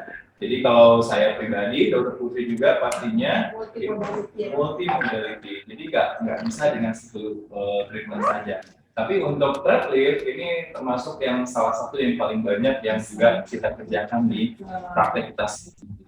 Oke, ini ada pertanyaan yang sudah dirangkum ya, saya mulai ya. Mungkin ada pertanyaan dari Dokter Budes. Ditujukan untuk dokter. Apakah penanggung jawab klinik bisa juga sebagai pemilik klinik, Dok? Misalnya nih, karena si pemilik juga adalah dokter. Nah, itu bagaimana, Dok? Baik, terima kasih untuk pertanyaan pertama. Apakah seorang pemilik klinik bisa sebagai penanggung jawab klinik? Yes, betul. Saya bilang untuk di klinik itu boleh. Bahkan sebagai pemilik, sebagai penanggung jawab, bahkan sebagai pemberi pelayanan itu bisa. Nah, yang kedua juga, Dok, bisakah dokter yang sudah pensiun tapi masih punya STM dan izin praktek sebagai penanggung jawab klinik juga, Dok? Jadi kalau penanggung jawab klinik ini itu yang penting secara registrasi dia memiliki secara regulasi memiliki registrasi, artinya memiliki surat tanda registrasi dari perhimpunannya. Misalnya kalau dia dokter dari KKI, Dokter Putri ya, kemudian akhirnya dari surat registrasi ini memiliki surat praktek. Terlepas beliau pensiun atau tidak pensiun, karena untuk menjadi seorang dokter. Ini bawa aja nih, Dek. Jangan sini lagi nih. Nanti mau pindahin ini. Ini geser aja, iya. Ini pensiunan pun boleh. Yang penting tidak ada gangguan psikomotorik dan lain-lain. Ini ada pertanyaan mungkin buat Dokter Agus sama Dokter Mika. Lalu kamu bisa komentar. Jadi dari Dokter Afla Harushida. Bila klinik punya beberapa cabang, dokter yang sedang cuti digantikan oleh dokter dari cabang lain, tapi tidak punya SIP di klinik tersebut. Dilihat dari legalitas, Dok, apa ini boleh dilakukan? Seperti tadi di slide saya ada pendelegasian. Jadi pendelegasian itu diberikan kepada orang yang memiliki kompetensi yang sama. Jadi artinya ketika dokter berhalangan, di dalam praktek dokter juga sudah ada bahwa pengganti dokter yang berhalangan itu dapat diganti oleh dokter lain, ya kan? Yang asalkan dokter tersebut memiliki SIP, dan SIP itu tidak harus di tempat dia digantikan. Yang penting dia memiliki SIP. Ini boleh ya? Boleh. Nah, itu boleh itu Dok dicatat loh, Dok. Dan kalau perlu undang-undangnya kita garis bawah. Iya. Penting sekali. Oke, lalu ada pertanyaan ini agak banyak, Dok. Kita baca semua aja ya. Karena banyak sekali. Tolong ya, Dok, tanya apakah diperbolehkan klinik yang sebangunan dengan rumah tempat tinggal. Misalnya ini kita rumahnya di belakang, kliniknya di depan, itu boleh nggak bekerja? Jadi gini, tadi seperti di awal saya sampaikan bahwa kalau bisa Kenapa, klinik Maka Rizo? memenuhi persyaratan izin klinik. Nah, izin klinik itu tentu pasti sebelumnya Ini tadi ada yang disesuaikan dengan nelfon. syarat pendokumentasiannya, ya kan, keberadaan kliniknya, lokasi klinik, profil klinik, dan tentu pasti ada formulir swab assessment yang harus diisi. Kalau dia berhadapan atau bersamaan dengan bangunan rumah, ini yang tadi saya sampaikan, kalau intinya ada izin klinik. Jadi kalau klinik dia berdampingan dengan rumah atau dengan pelayanan lain seperti toko obat atau apa, selama dia ada perizinan dan diberikan izin silakan. Tapi kalau nggak ada izin, ini yang bermasalah. Ini izin ya. Intinya nih, Dok, mau serumah dibagi setengah-setengah kayak, tapi intinya Izinnya harus lengkap. Mungkin ini terakhir Dokter Liza ya. Dari Dokter Yuniarti MKS. Selamat pagi, Dok, izin bertanya untuk Riza mengenai perizinan klinik estetika berdasarkan Undang-Undang Nomor 11 tersebut. Bagaimana jika suatu klinik tidak memenuhi syarat dan ketentuan yang berlaku? Apakah ada suatu instansi khusus yang bertugas menginspeksi atau tidak berkala untuk mencegah praktek estetik tidak bersandar undang-undang seperti itu, Dok? Agak ribet ya. Tapi ini sebenarnya kepada Dokter Yuniarti ya. Ya, Dokter Yuniarti. Dokter Yuniarti. Jadi gini, kita berprinsip kepada regulasi undang-undang yang berlaku. Baik itu regulasi undang-undang yang berlaku tentang perizinan klinik pratama maupun klinik utama, di mana semua pendokumenan dalam permohonan untuk terbitnya izin klinik kan sudah jelas, ya kan, Dok? Baik itu sarana prasarana, SDM-nya, dan jenis pelayanannya. Kemudian SDM-nya pasti tentu harus yang terregistrasi dan memiliki surat izin praktek. Di dalam surat izin praktek itu memang tidak ada kompetisi tambahan. Mengenai yang pertanyaan dokter ini, selama masih sesuai dengan regulasi, sesuai dengan standar, itu tidak ada institusi lain yang dapat melakukan razia kecuali Dinas Kesehatan sebagai institusi monitor evaluasi terhadap kebijakan, dan tentunya pasti dari institusi yang memberikan izinnya. Itu dok. Jadi kalau polisi dok, datang assalamualaikum itu gimana dok? Kalau polisi tentu dengan undang-undang kepolisian pasti kan biasanya bapak-bapak polisi datang atas adanya laporan. Satu, kedua dasar temuan. Nah jadi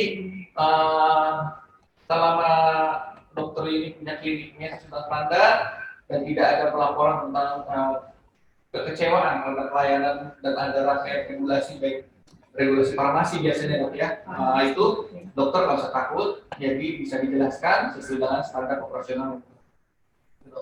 Oke, mudah-mudahan terjawab dengan puas ya dokter sekalian, kan dokter itu memaparkan secara jelas, kan saya pribadi pun merasa clear sekali ya apa yang kita lakukan next ya. Oke, sekarang buat dokter Aldo, agak banyak ya dok ya.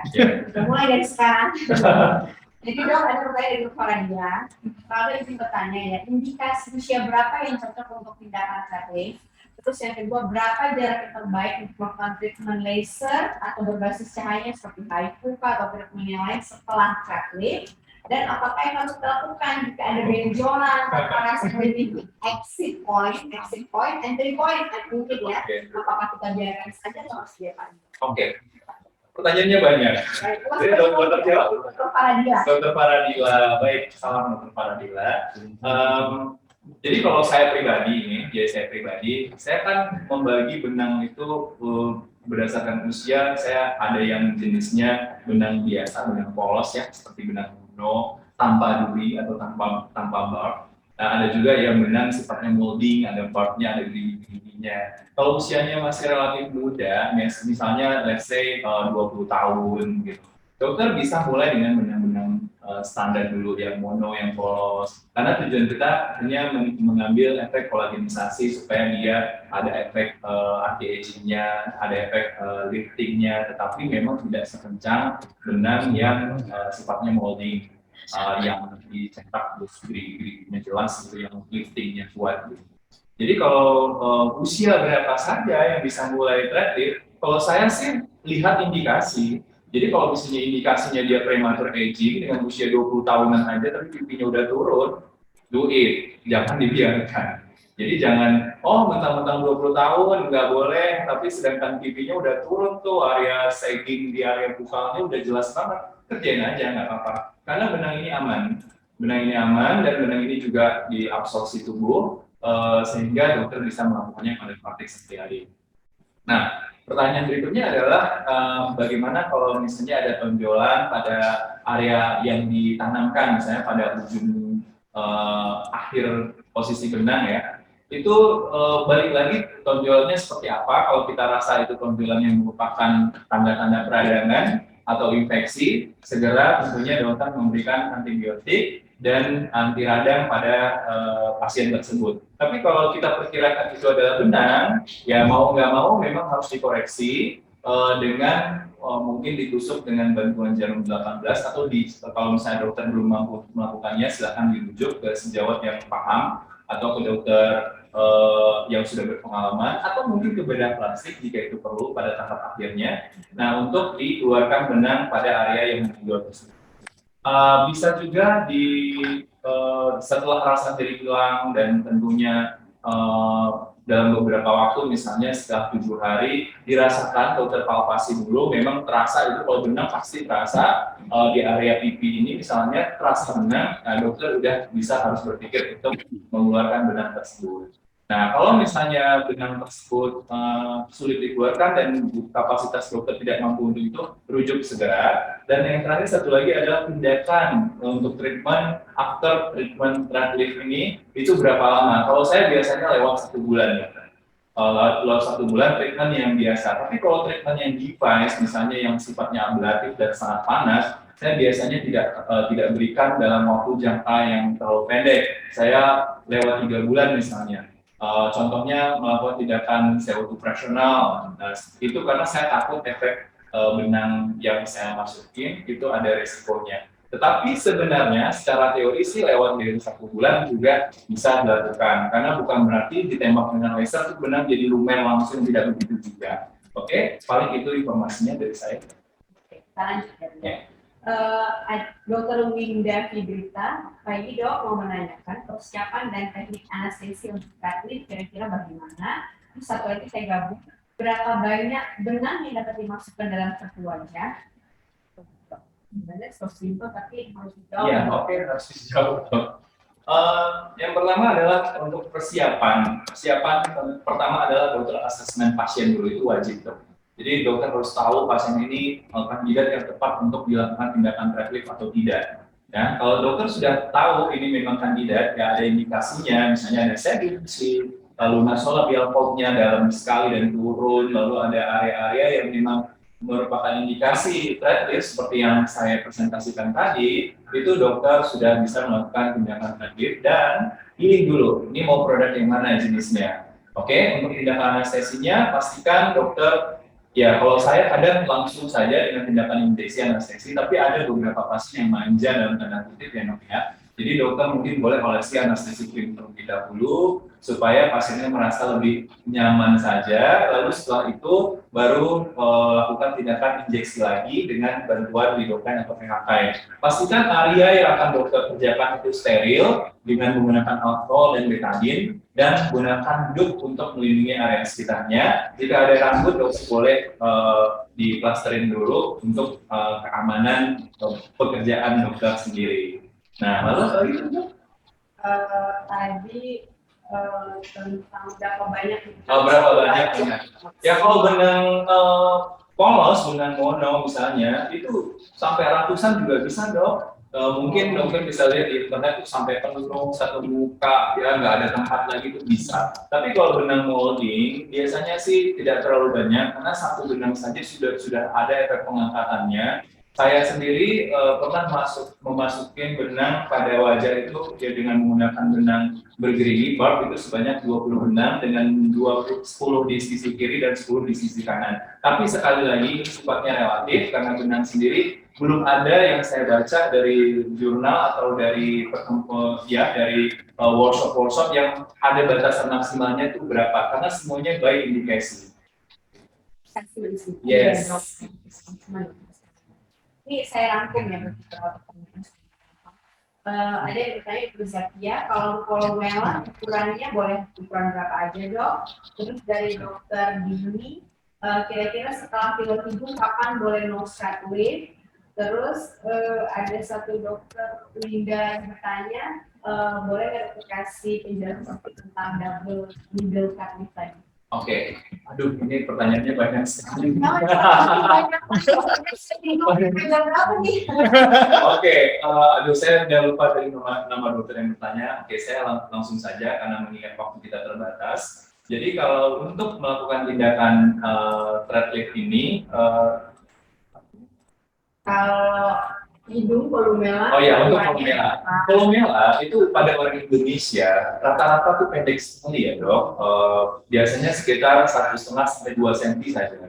Jadi dokter memang harus memilih benang yang tidak panjang. Karena kolomela orang Indonesia itu pendek, beda sama orang bule. Jadi kalau misalnya pada pasien saya tadi yang hidungnya sebenarnya tidak terlalu pesek juga, itu saja saya memakai yang ukuran 4,0 dan dengan kondisi benang ini terlipat dua, artinya menjadi 20 mm, 2 cm ya, 2 cm. Tapi ada juga benang ukuran-ukuran lain, ada yang ukuran 25 cm, berarti kalau direntangkan 50. Ada yang ukuran 60, ada yang ukuran 70, balik lagi ke ukuran kolomelanya. Jadi pastikan ukur, jangan jangan hanya dilihat saja karena ukur itu pasti lebih tepat gitu untuk menentukan pilihannya.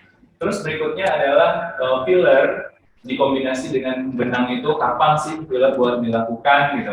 Sebenarnya dilakukan bersamaan pun bisa dong.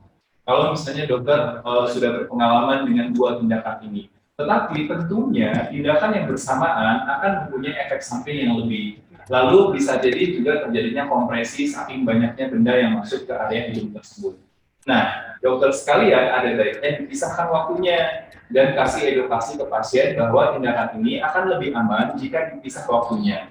Kalau saya pribadi, biasanya saya pasti lewat sebulan dulu, baru saya tambahkan filler misalnya atau benang misalnya, terserah dokter mana mau duluan dikerjakan. Misalnya dikerjakan filler duluan, berarti 4 minggu kemudian dokter melakukan benang, atau sebaliknya begitu. Dan kalau untuk double arm atau double needle yang penjelasannya seperti apa, ini agak sedikit sulit dijelaskan hanya dengan bicara seperti ini, karena tentunya kita harus ada pasien yang bisa kita assessment, ditunjukkan entry point di mana, out point-nya di mana. Tapi pada intinya, benang yang double needle atau double arm itu efek lifting-nya lebih tinggi. Kenapa? Karena benangnya panjang, pertama. Lalu yang kedua, barbnya itu 360 derajat.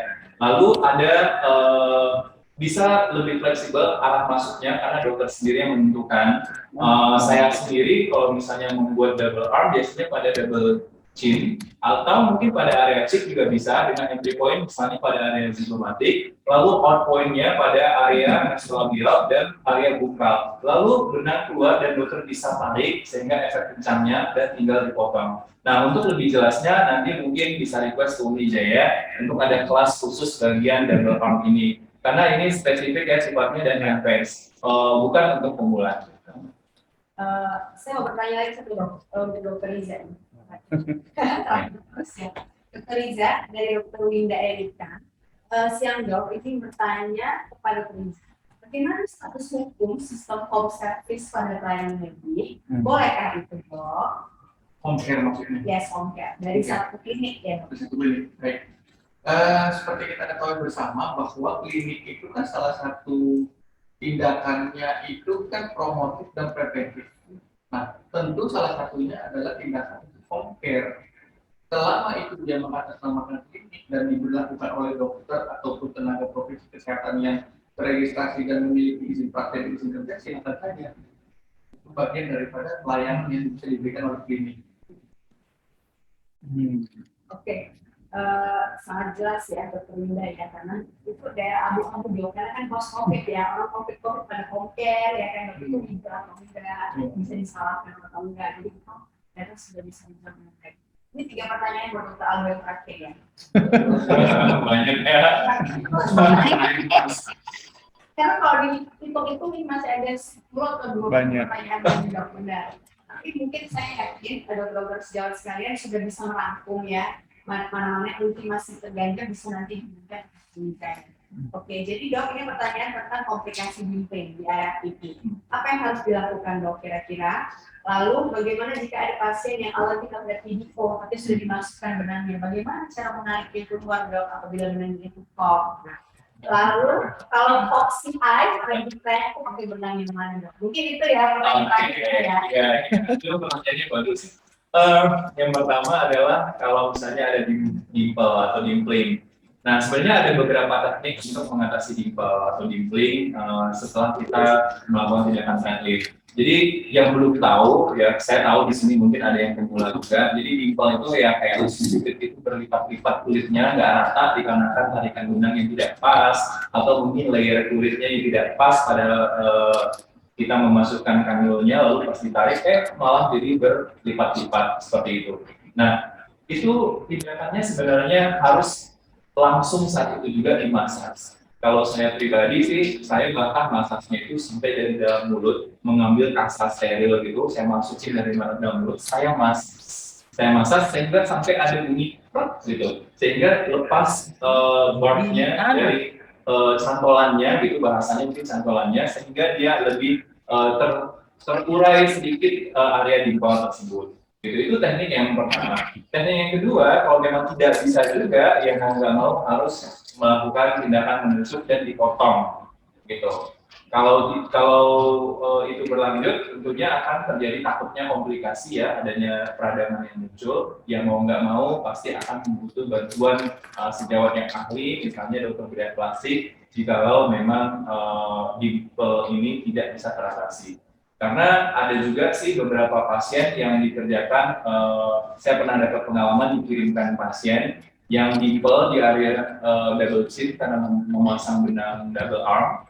Ini terus-terusan di bagian tengahnya ini berlipat dan masuk ke dalam, tidak bisa dimasak, tidak bisa diapa-apain, otomatis harus dikirim ke dokter bedah plastik, di hayat sedikit lalu dipotong dan lepas. Nah, itu juga salah satu solusi. Jadi sebelumnya supaya ini tidak terjadi, sejauh sekarang butuh asesmen kulit pasien dengan baik, butuh dikenali pasiennya, dan jangan terburu-buru untuk pengerjaan ini. Kenali semuanya. Kalau enggak ya dokter sendiri akan mendapat resiko ini.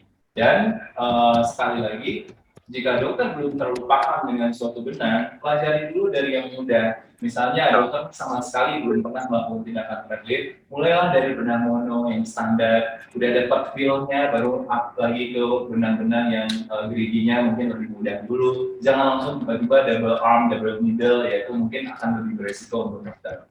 Berikutnya adalah tadi dok, Foxy Foxy eyes. Ya, kalau Foxy eyes pada benang daal ini itu bisa dipakai dengan double arm bisa juga dipakai dengan benang yang ukuran pendek seperti 70 mm, yaitu benang daal fill bird yang dipakai ke hidung tadi juga bisa. Nah, karena benangnya tidak bergerigi-gerigi karena sudah lebih tebal dan setara dengan 8 benang mikro. Nah, tapi kalau double arm memang lebih enak sih karena tarikannya lebih tegas, lebih jelas. Nah, sampai saat ini saya belum pernah ketemu kasus alergi video. Sampai saat ini ya, saya belum pernah. Tapi kalau misalnya sejauh sekalian mungkin punya pengalaman dengan alergi video, mungkin boleh share ya. Kalau saya pribadi sih, kalau misalnya ketemu pasien alergi, kita harus prepare dulu tentunya dengan obat-obat alergi, misalnya dengan antihistamin atau pemberian kortikosteroid jika diperlukan. Lalu jika tidak mampu juga kita tangani, silakan konsul pasiennya atau rujuk pasiennya untuk benangnya dikeluarkan jika memang alerginya berlanjut. Oke, jadi dokter itu semua pertanyaannya, jadi saya ingatkan lagi dokter itu semua harus absen, karena kalau nggak absen nggak dapat sertifikat ya teman-teman semuanya. Oke, jadi mungkin Q&A sampai di sini cukup ya, dokter cukup ya. Seperti janji PT Unison Jaya tadi, siapa yang bertanya, yang pertanyaannya keren-keren banget akan diberikan door prize. Jadi saya udah dapat nama-namanya, kita bacakan sekarang. Oke, jadi dokter yang berhasil mendapatkan door prize dari PT Unijaya Pratama. Pertama, Dr. Bidasari. Ya, selamat. Kemudian Dr. Andika Fitrian. Ini Dr. Paradila. Ya, Dr. Paradila. Dan keempat Dr. Ivana. Dan yang kelima Dr. Winda Erika. Dr. Mita Witanti. Oh, banyak. Dr. Marisun, Dr. Dingin Ayun Sari, dan terakhir Dr. Isabella Rosalina. Wah, selamat. Terima kasih Pak Dr. Ija, terima kasih Pak Prabu, dan juga berterima kasih pada Dr. Jaya Pratama dan juga Perdaweri semua yang telah menyelenggarakan acara yang keren banget pada pagi hari ini. Mudah-mudahan acara tadi bermanfaat bagi kita semua teman-teman rekan sejawat kecantikan setanah air ya. Dan Bapak Sandi juga terima kasih telah memberikan kami platform untuk sharing-sharing pada pagi hari ini. Mudah-mudahan ada acara berikutnya. Mohon maaf apabila ada salah kata. Wabillahi taufiq wal hidayah. Assalamualaikum warahmatullahi wabarakatuh. Sama-sama Dr. Putri, terima kasih Dr. Inaldo Harlim, Dr. Riza, terima kasih. Saya melanjutkan untuk para pemenang door prize tadi, dokter bisa kontak saya. Tadi yang sudah disebutkan oleh Dr. Putri. Nanti masing-masing dokter yang disebutkan Dr. Putri tadi bisa ditanyakan oleh produk spesialisnya di area masing-masing ya dok. Nanti akan kita kirimkan door prize ke alamatnya dokter masing-masing. Itu dari saya. Kurang lebihnya terima kasih banyak. Ini antusiasnya besar sekali. Hari ini pertanyaan yang masuk mesti dipilihin yang bagus-bagus sih dok kayaknya. Pertanyaan buat Dr. Riza banyak dan bagus sekali. Pertanyaan buat Dr. Aldo juga banyak dan bagus sekali dok. Mungkin tidak bisa terjawab satu-satu. Nanti pertanyaan yang terangkum oleh kita saya akan diskusi dengan Dr. Inaldo Harlim untuk menjawabnya. Jika memang bisa terbantu akan saya kirimkan ke dokter masing-masing untuk pertanyaan yang belum terjawab ya dok ya. Mungkin ada sedikit nanti bantuan dari Dr. Aldo dok untuk menjawab pertanyaan yang belum terjawab ya dok ya. Terima kasih dok. saya kembalikan ke terima kasih atas waktunya dan pertanyaannya dok. Link bisa diisi nanti sertifikatnya akan dikirimkan ke email masing-masing dan pastikan dokter kehadirannya sudah masuk dan sudah mendaftar ya dok ya. Terima kasih banyak. Ada masukan dari Dokter Putri, Dokter Iza, dan Dokter Aldo dok untuk kata-kata sambutan kita terakhir hari ini, siang hari ini. Lebih sering aja ya dok ya. Hari-hari yang biar hari kerja banget. Mungkin itu. Oke. Dengar itu. Alaminya. Oke. Sharing. Oke. Kita close. Mas Andi, jelas suara kita? Mas Andi, jelas suara kita? Halo. Iya dok. Jelas. Kurang agak jelas dok. Oh, kurang jelas. Ya, mungkin itu dulu ya. Itu dulu ya. Terima kasih ya Mas Andi. Saya closing ya. Oke, closing. Kita closing. Oke.